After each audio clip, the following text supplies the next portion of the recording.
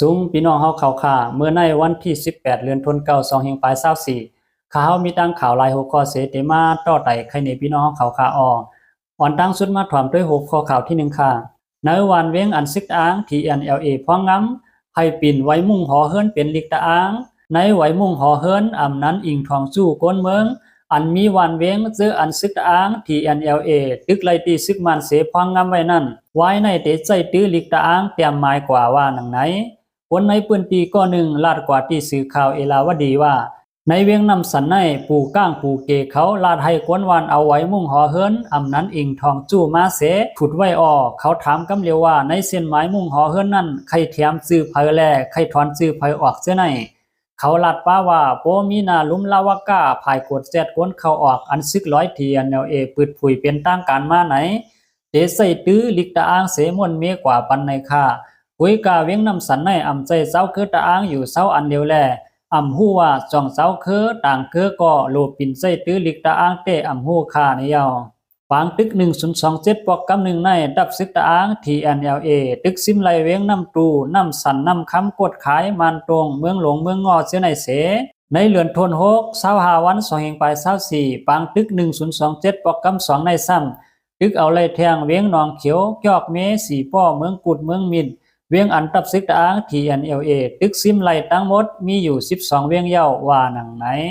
หัวข้อข่าวที่2เงาลายน้ำท่วมที่เมืองปายเมืองไต้ปอดซานอันไหลหันในวันที่17เดือนธันวาคม2เฮงปลาย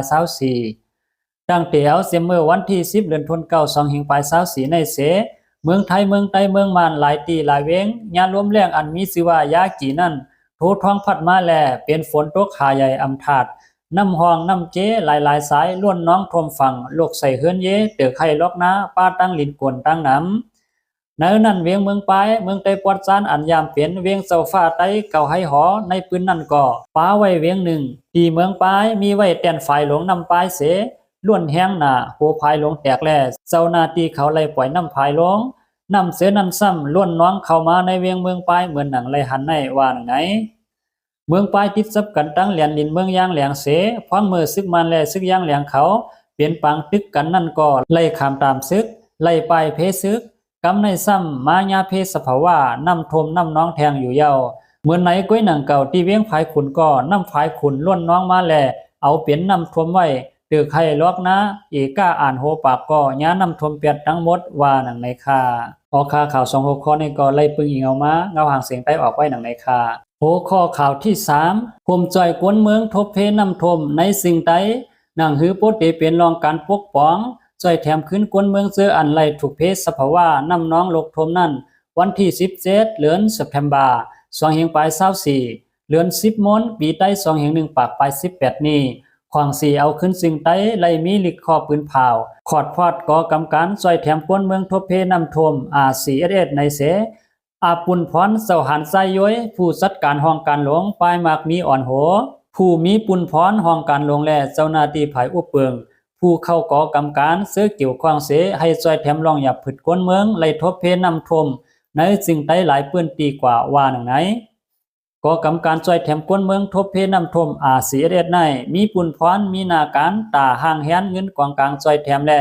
ตากับสารตั้งเสาตาหน้านอกเมืองในเมืองจุมเซาตาหน้า NCO INCO นอกเมืองในเมืองเสหาเงินกวางกลางหาข้าวสารเครื่องกินเยี่ยมหาเครื่องใส่โคสอยเสเดลัยช่วยแถมแจกปันคนเมืองทบเพน้ำทมเสนั่นแหละตึกส่วนป้าตีผู้มีน้ำเจอเจตนาดีเขาตั้งเสงให้ช่วยแถมยืนปันหนังปองเปลี่ยนไล่เสกำบาไหนปุ่นตาพี่น้องในเมืองนอกเมืองผู้มีน้ำใจเจตนาลีเฮาเขาเฮาโพสั่งเข้าโฮมจอยจ้องกวนเมืองทบเพน้ำทมนั่นอยู่ที่ห้องการหลวงไปมากมีไล่ปืดขึ้นมาหมายป่านอำนั้นหมายเย่เงินแลตีกับ10จำหนังภายใต้ในอยู่ยาวพี่น้องเขาใครจอยหรือคนทบเพน้ำทมน้ำน้องในหมายป่านอำนั้นเบอร์โทรกับ10หมายฟงกับ10มีปรังไตในขาอ่อนลงซ้ำด้วยไรที่ในขาอ่อข่าวหัวในก่อนไต้ลดแล้วออกไปหนังในขาอ่อหัวข้อข่าวที่4UNOCHA ปืนเผาคนเมือง600,000ปลายหบเพน้ำโหลตั้งใจแถมหาวแห้งในเมืองมันปัดปืนในย้อนน้ำน้องหลุบท่วมเสกวนเมืองไหลหบเพน้ำมีไว้630,000ปลายไหนจุมงบนี้เกี่ยวกับก้นหนังกันจัดสิ่งลุมฟ้า UNOCHA ปืนเผาไว้ในวันที่16ในหนังไหน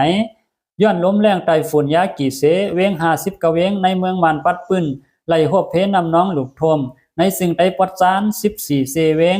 พมโหก้นหมอก74,000เฮงในสิ่งใดปอดออก2เซเวงซ้ำโหก้น18,000เฮงปลายฮบเพนำน้องหลุกทมหาวแฮงเมืองหนังในเติงมันดาเลเนปีตอป่าเกอเมืองยางเผือกเมืองยางแหลงแลในเมืองมอนก็มีคนหบเพนำนับโหแสนก็คนลู่หายตายก็มีไว้นับโหปากก็ว่าไหนอยู่ที่ซึกมันยึดเมืองเต้ปืนเผาไว้ในวันที่16ในว่าย้อนนำน้องหลุกทวมเสคนเมืองลู่ตาย2ปาก20ก็ปลายหายไว้70ปลายว่าไหนเหลือนั้นย้อนนำน้องหลุกทวม84เสเวงในเมืองมันปัดปืนเสมาเข้าเต้านำข้าวฝนยานำหลุบน้องทมลู่ซุ้มหิมซ้ำ643,000เฮง81เอเคอร์โวกไว้และตัวสัตว์ต่างเสือก็ลู่ตายซ้อม128,000เฮง3ปาก44ในเย้านอกเหลือเฮือนเยตึกสวนล็อกนาเย้าเหมือนหนังเส้นตาสายตางเสาลักไฟฟ้าโฮงเฮนโฮงยาวัดย้องแลลุ่มหลงปองซึ่งเสือในก็มีรองลูกก่อยกว่าตั้งน้ำสื่อข่าว AFA ออกไว้หนังไหนเอาข่าว6คอกำลินในก็ผู้ต่อยฮอกออกไว้หนังในคาสุดเดียวที่ในคาออมือสูงพี่น้องเขาตั้งเสียงคา